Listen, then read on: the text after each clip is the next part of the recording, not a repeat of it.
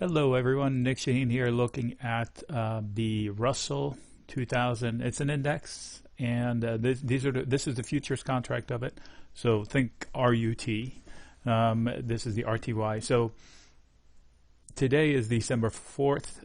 Markets are bouncing after 2 days of red. So we had like minus 0.8%, 0.9% on Monday. The second and on the third we had an equally bad day, although a little scarier. Because the media was pumping, starting Monday, they were pumping their agenda, which is they need, people forget that CNBC and all these, quote, experts, they're in the business of one thing, grabbing eyeballs.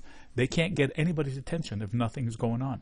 So it is in their best interest to write headlines that grab you. So every time they leave for commercial, for example, they don't tell you, oh, we're going to see so-and-so thereafter. They tell you, we're going to see so-and-so who's going to probably tell you how to grab the moon with one hand, type of a deal. I'm exaggerating, but you get the point. So what the heck am I doing here in this video? I'm trying to show you how I would tune this stuff out if I'm trading. So yesterday, in the heat of the battle, I posted that the RUT, the RTY, I should say, the small caps, let's put it this way, was falling into a cluster of support. So what does that mean? It means that if I'm a trader, this is where I try long positions with a tight stop. Or if I'm a trader who's long and still hasn't exited, that's not a place to leave because it's falling into support. If I waited this long, I should stick it out to see what happened at that support level. That's not to say it wouldn't have broken, but it's not a place to start panicking. So it's a place to decide after the fact what happens from it, what to do. Either start longs or exit because that was your stopping point. So in this case, I'm going to speak to specifics. First of all, I'll show you my post, which was somewhere in the middle of these two candles. So I'm not a genius at knowing that this was going to be the bottom, but I knew it wasn't going to be butter because it's falling into a cluster of support. So where is that support? It's right here. So this is a 2-hour chart. So every candle is 2 hours. It's not really long term. People are used to seeing the daily. So this is a cluster of support. All this action here and the neckline. So they decided from here on the 25th that, whoa, we're going to the moon. And no, maybe not. And then boom, they bounced off of it. Okay, so now they exceeded resistance. This was resistance because that was a point of failure, and now they're above it. So that doesn't speak well to the bears, the sellers of this market. I wouldn't short this because this is where I would have tried to short it on these two candles. And they exceeded it, and now they went up. So the point is turn off the news or try to ignore it. I listen to CNBC just to see what the rest of the people are looking at, and sometimes they have news that I haven't seen. But I don't trade based of them, and I don't look for trade. Sometimes I go against them. But the point of this video is to know where the levels are and not fall for the emotions. So I'll show you. What is this? I'm trying to see this number right here, 6:26 a.m. So 6:26 was exactly between these two. So this was 5 and this was 7 because it's a 2 hour. Okay, so let's go to 1 hour. All right, so 6:26 would be somewhere in here, in the middle of these two.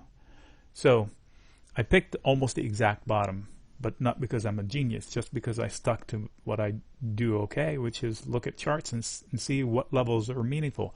In addition, this orange line, I don't know where it was. Let me rephrase. This orange line is where most of the action for this period of time, so from the 18th on, happened. So a lot of buying and selling occurred on this line. These volume clusters down here show you when they happened. These bars right here, the volume profile, shows you where they happened, at what prices. So these are more meaningful than these. I almost never look at these. This is what drives trading. Because as you're falling into it, a lot of people bought it and sold it here. This line tells me so. So they're going to do it again, especially if machines are trading these days. So this is just a simple way of doing things. So when do I short?